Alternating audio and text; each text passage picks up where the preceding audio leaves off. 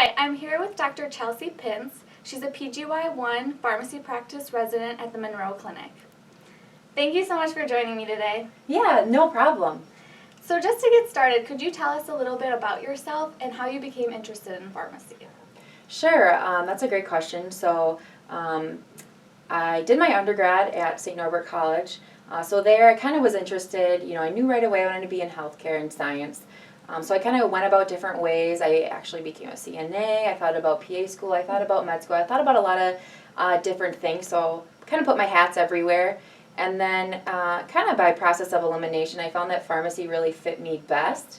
Then I kind of went about through the application process. I graduated with my undergrad and then went straight to pharmacy school, but I felt that pharmacy really still had all of that patient care and interaction, and we still got to be, within a clinical practice, but didn't have to do all the diagnostician kind of work, things like that I wasn't so much interested in.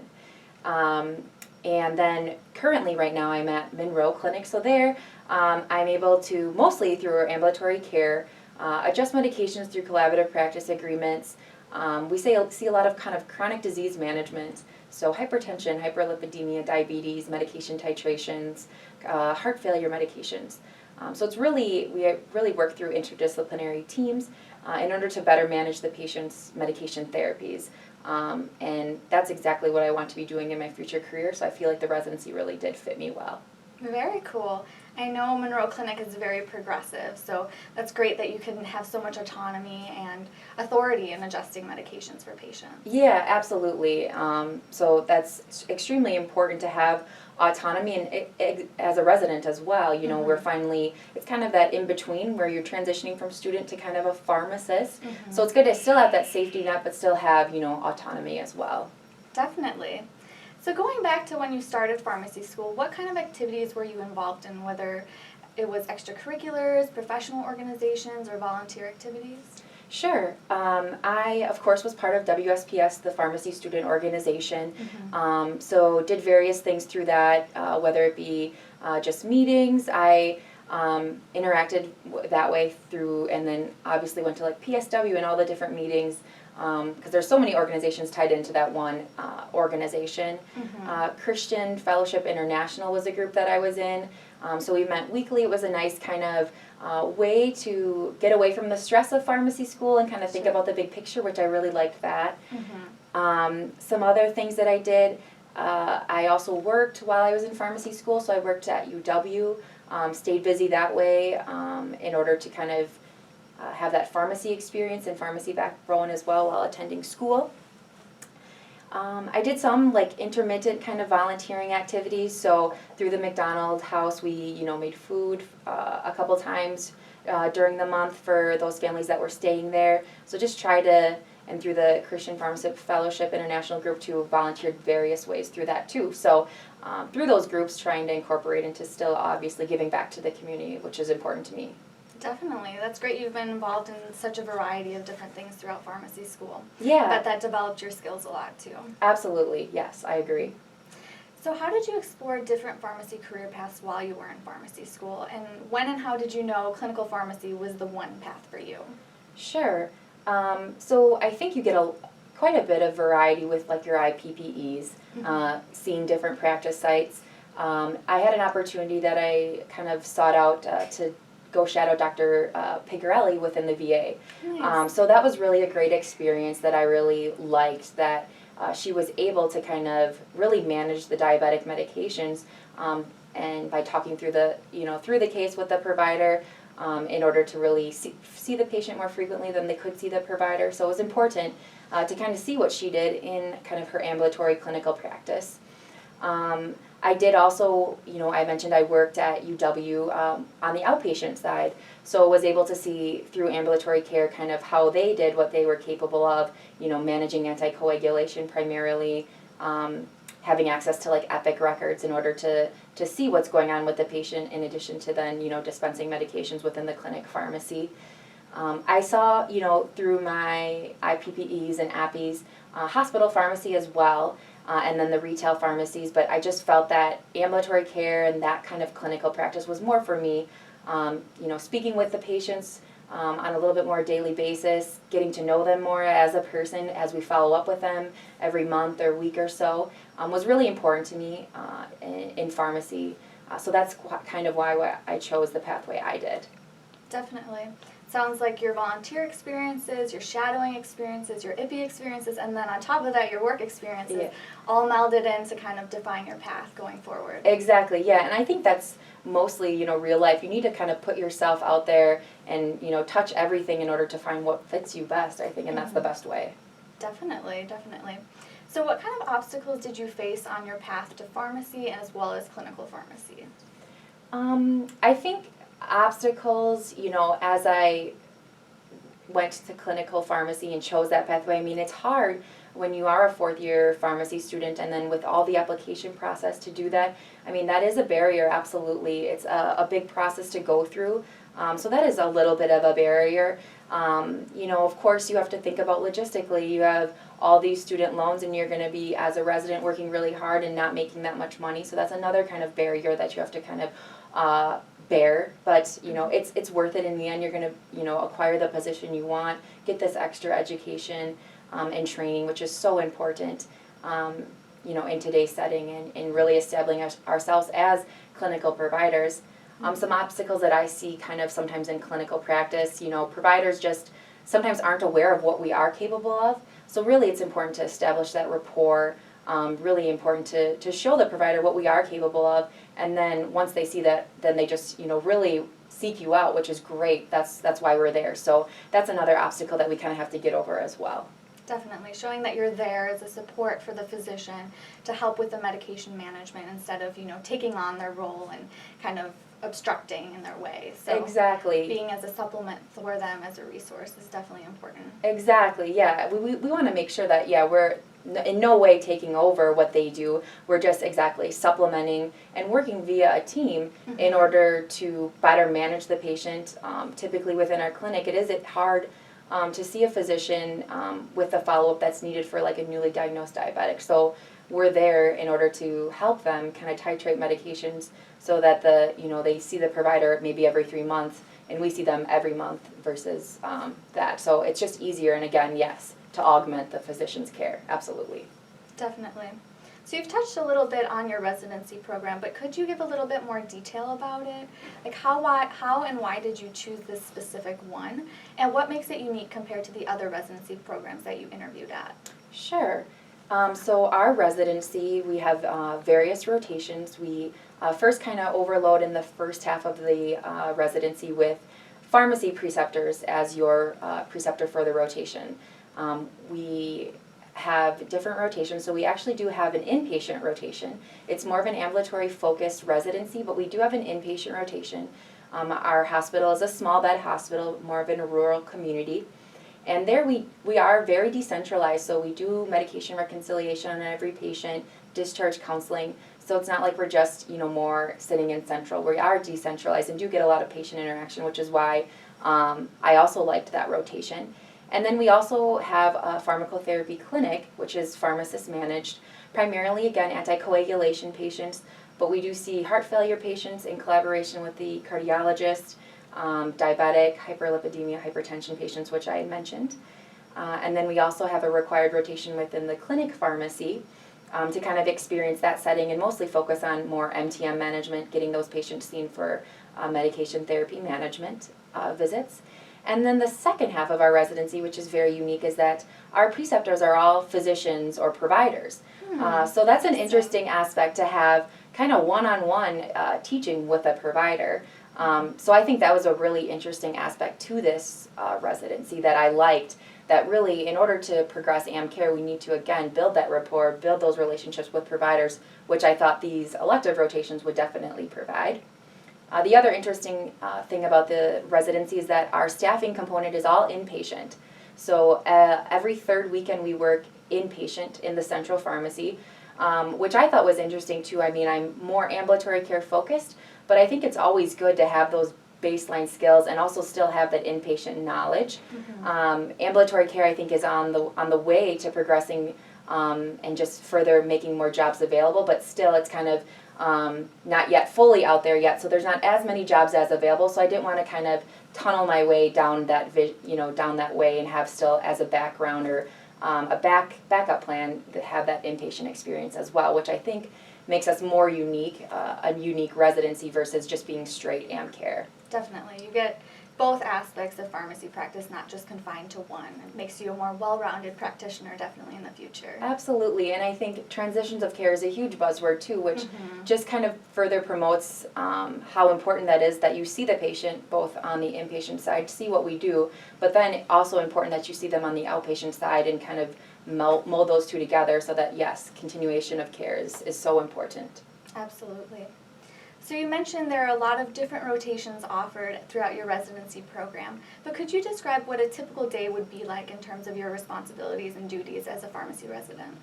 Sure, yeah, it definitely varies, like you said, upon the rotation. So from day to day and week to week, it definitely varies. But, a typical day, if I'm on like the clinic side, I'll, get to clinic, prep the schedule, either, so we can work from home, which is very convenient. So if we want to prep the schedule prior, work up the patients, see what we need to see them for, what we want to do with them.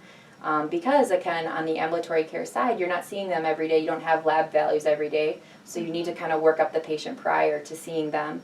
And then, do that, kind of data gathering in the morning.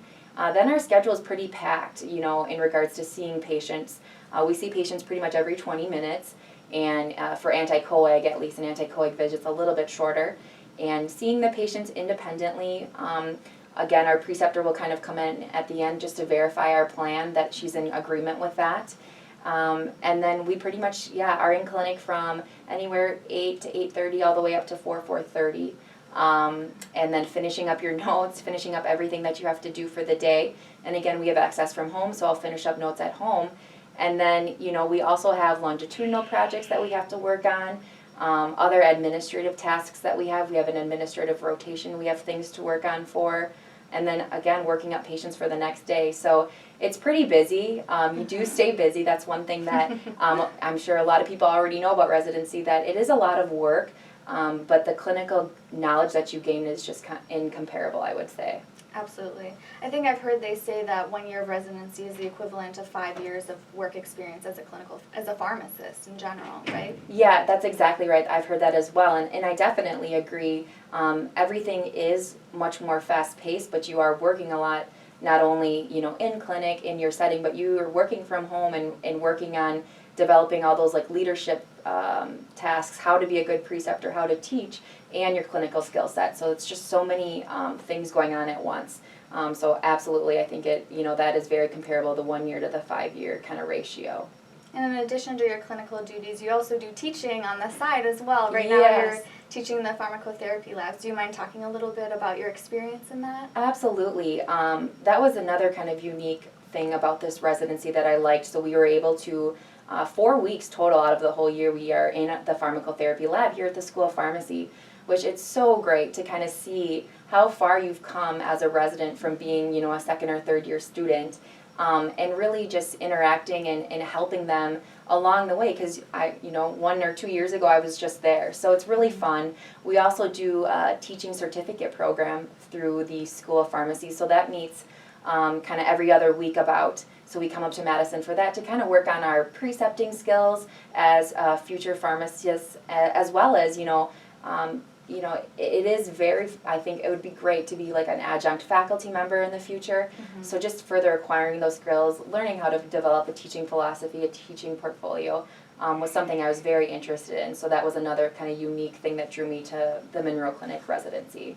Very interesting. Yeah. So you have a lot of components to your residency. What would you say is your most favorite part of it, or the part that you like the most? I would say, I just had a really great elective rotation that I really liked. I was in behavioral health, and there it is, a provider, a psychiatrist is our main preceptor. So as pharmacists, I think we're so guideline driven, we're so black and white, and psychiatry or behavioral health is absolutely the opposite of that. So that's why I think I really liked it, because it was a really eye-opening experience. I would talk through every patient with her while the patient was actually in the room. So we would talk about kind of her insight, what she thought about doing with the patient, and then she would also be like, well, what do you think? What would you like to do with this patient? treating their symptoms or whatever's going on, as well as, she had me see the patient prior to her seeing the patient. So these patients tend to not follow up as much or not be seen by their PCP as much. So kind of then taking care of their more primary care issues, their maybe blood pressure management or lipid management is not the best because they don't follow up as much.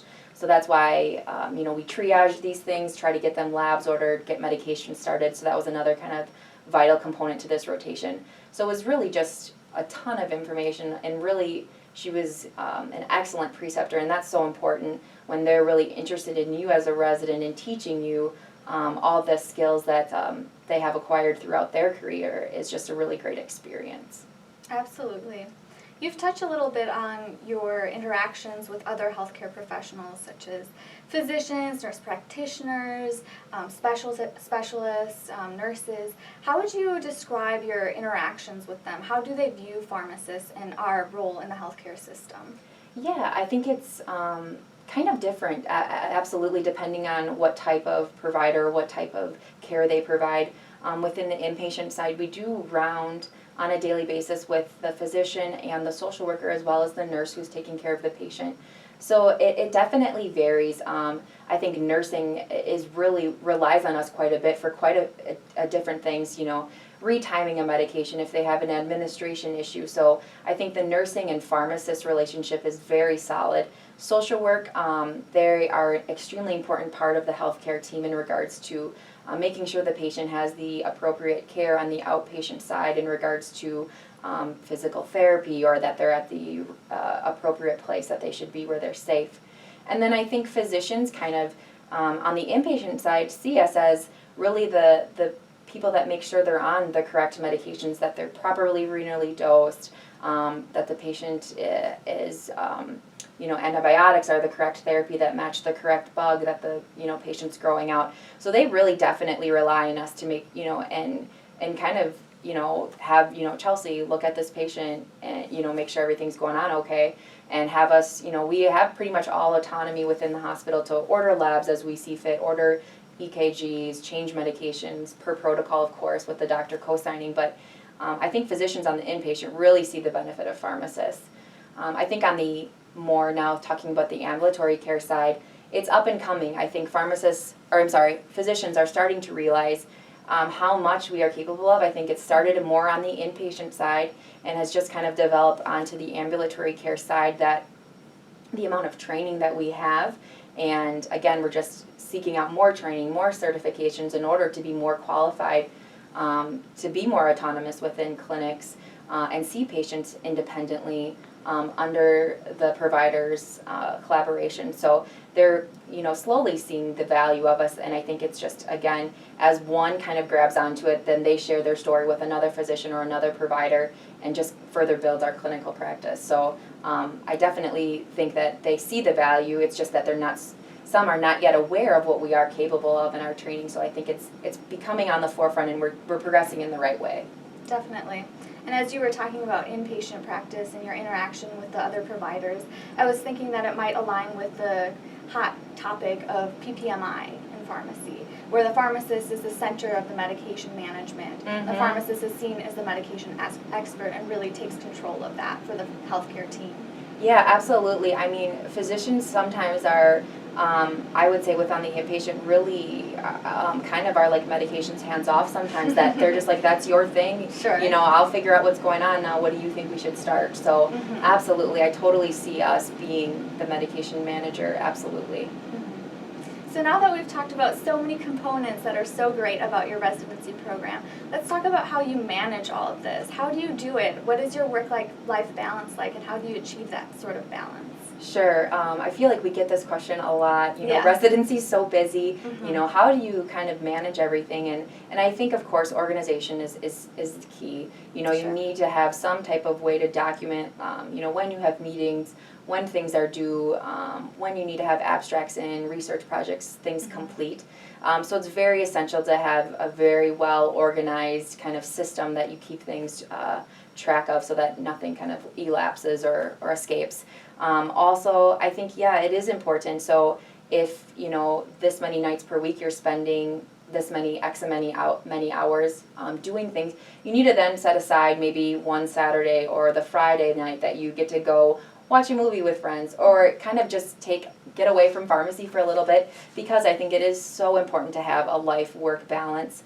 I may have went a little bit crazy and I got a dog, because I was just like, I need somebody there to take care of as I kind of struggle along, the residency aspect to come home to, and, make me happy and have him there to kind of get my mind off a little bit of pharmacy, at least for a little bit of time, and then get back to work. So it's so important to have that balance, and, you do see some residents definitely struggle with that, the life kind of work balance, but it's very vital and crucial in order to kind of have a good residency and be happy throughout residency.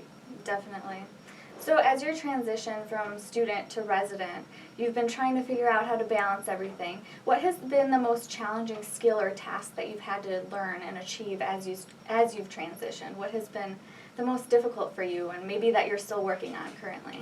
Yeah, I think it is still really hard to have balance and say no to things. It's I think we, as pharmacists, as pharmacy students, we're just so apt to want to be involved in so many different things and do so many different things, and don't want to shut kind of a doorway to something. But in order to, again, going back to that life-work balance, you need to, have a little bit. If a mentor said that, if you don't feel that it's vital, or that you're not getting something from that experience, or you don't think you will, then it may not necessarily be the right thing for you. So I think that's good to keep that in mind, and that's something that I still struggle with. You feel bad, saying no to somebody, but I think it's still important that maybe you say no for now, but maybe in a week or two when I'm not as busy, I'll be able to take on that extra project or that extra assignment. So keeping that in the back of your mind, and I think that's something that as we kind of grow and develop, we'll get better at, not feeling so bad about kind of turning something down maybe. Absolutely. Just not biting off more than you can chew, yeah. And really prioritizing what you're capable of in your 10 hours throughout the day or 12 hours throughout the day. There's only so much we can do. Exactly, yeah. We can't, unfortunately we can't be up 24 hours a day. So yes, you need that sleep, you need to stay healthy, and yeah, you need to prioritize exactly what's important to you. Definitely. What do you wish you would have known as a student that you know now? And if you could go back, what would you have done differently, if anything? It's hard to kind of answer this question, I think, because as a student, you are so focused on your studies, and you're so focused on the grades. And I think as a student, that was a huge thing that I worried so much about. And looking back, I'd love to tell myself, it's going to be okay. If you get a B, that's not the end of the world. I think commonly people think that if they don't get an A in every class, or, are the best in the class, that they aren't going to get a residency, or that's going to be somehow an issue. When we're right now screening for applicants, and that's just one component that we really look at. We want to look at that person as a whole. How are their communication skills? How much were they involved in other extracurricular activities? So I think if I were to go back, just changing the focus of that. Grades are yes important. It's so important to learn those the material, but also, you grow so much during your fourth year during residency, because you're around it and you learn it much better than when you're sitting behind the books. So I think that's something that I wish I would have realized as a student, that it's not so important to memorize, but to kind of look at things as a whole, and that it'll be okay, and you will get a residency. It'll all work out.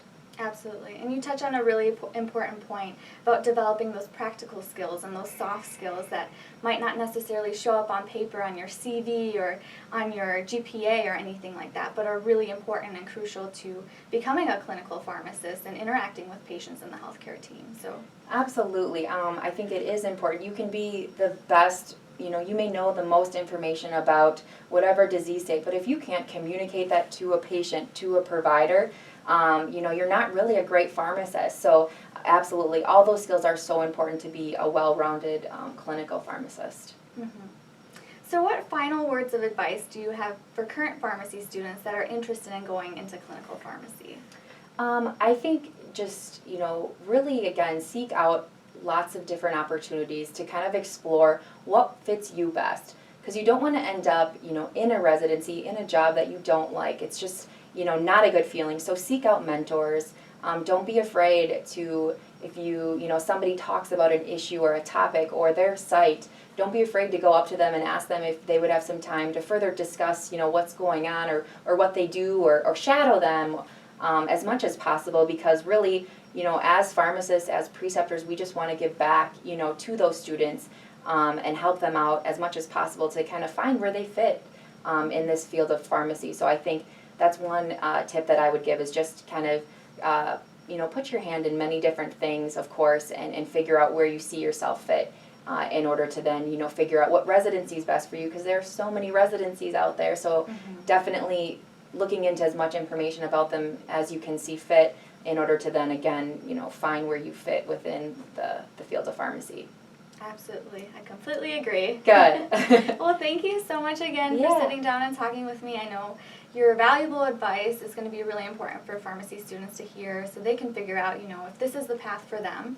I appreciate you being so thorough in discussing your residency program and just explaining what it is actually like for you, because I feel like we can be so far removed from that as students and not really get that complete insight. So. Absolutely. Yeah, it was my pleasure. Again, if they have any other questions or issues, again, just let me know. Okay, thank you so much. Yeah, you're welcome.